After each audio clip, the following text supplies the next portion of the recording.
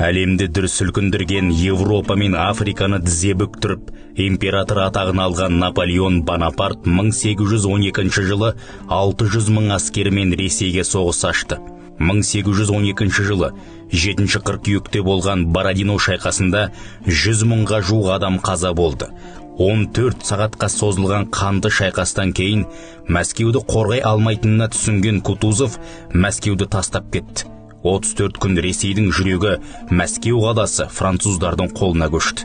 Есі шыққан Ресей патшасы Александр I өз үндеуін тастап, қазақ хандарынан көмек сұрады. Орыстың басқыншылық саясатына қарамастан қолдау көрсетіп, достық пен ынтымаққа келіп, өз жерлерін қайтару жағдайын жасау мақсатында қазақ хандығы тұсынан әскери көмек көрсетілді. Ұлы жүзден 50 мың, орта жүзден 12 мың, кіші жүзден 30 мың атты әскер жабдықталды. Жалпы 92 мың қазақ сарбаздары орыс-француз соғысына қатысты. Башқұрттан 10 мың атты әскер қосылған еді. Бірақ орыс жазбаларында қазақ атауы мүлде жоқ. Олар Башқұрт полкі, Тептер полкі, Орынбор полктері деп аталып кетті. Орыстардың өздері оларды ерлігіне таңырқап, жабайы кавалерия деп атады. Глинканың айтуынша Ресейді қорғауға тек орыстар емес, тілі де, діні де, әдет ғұрпы да, тұрмысы да бөтен азиялық халықтар қатысып, жанқия шайқасты деген. Мәскеу Смоленск түбінде қазақ атты әскері абылайлап, француз зеңбіректеріне қарамастан, қардың боранын, жердің топырағын шығарып, француздарға лап етіп найзағайдай шүйірілгенде қарсыластардың сағын сындырып, қаша бастады.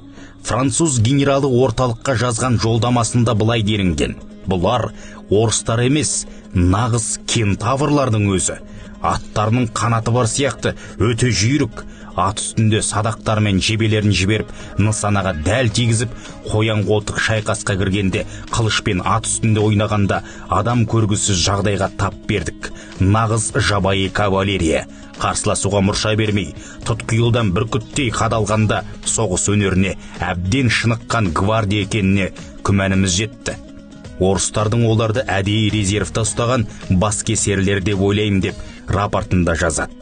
Смоленск түбінде жеңіліске ұшыраған француздар үлкен соққыға ұшырағанда Кутузов әскерінің рухы көтеріліп, полктар қайта құрылып, жабдықталып, шешуші ұрыстарға алғы шептерге осы Тептер, Орынбор, Башқұрт полктарының қазақтарын қойды.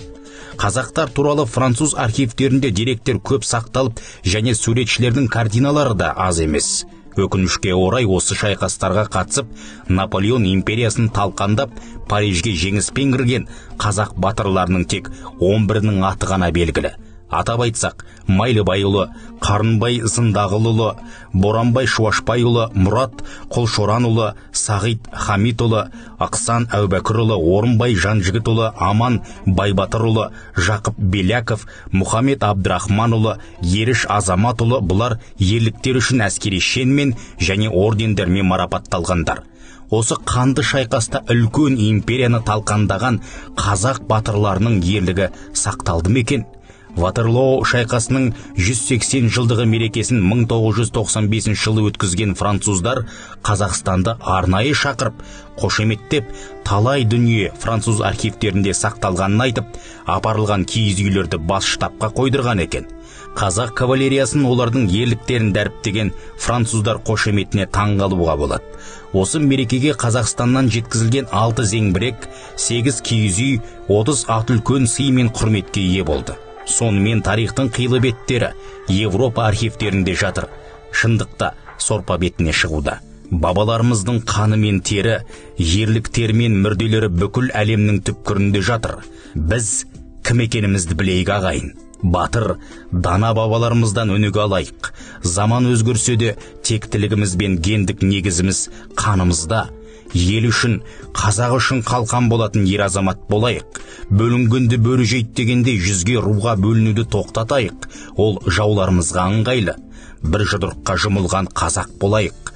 Қазақ атауының мәртебесін жоғары ұстаңыз. Бұл бабалар жолы, бабалар өсиеті, бабалар аманаты. Білгенге маржан, жинақтаған Бауыржан Сатыбалдыұлы, оқыған Қуат Ахметжанов.